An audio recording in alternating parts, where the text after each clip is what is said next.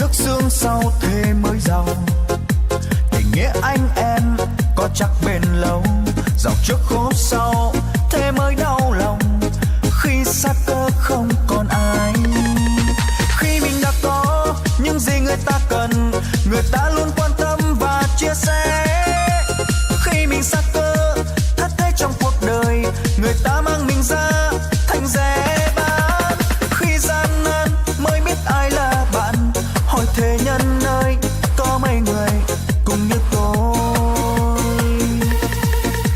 Khổ trước sương sau thế mới giàu, giàu trước khổ sau thêm càng đau.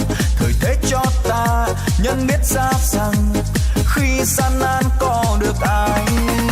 Nói ngay đây bạn ơi, tôi xin cảm ơn bạn, nhờ bạn mà tôi có được ngày hôm nay. Một lần này nữa thôi, tôi xin cảm ơn bạn đã cho tôi biết đời chỉ là thế thôi.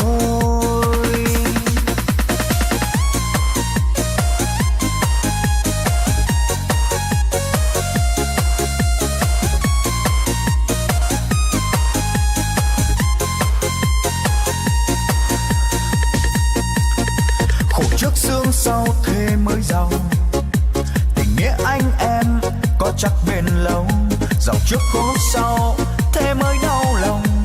Khi xa cơ không còn ai, khi mình đã có những gì người ta cần,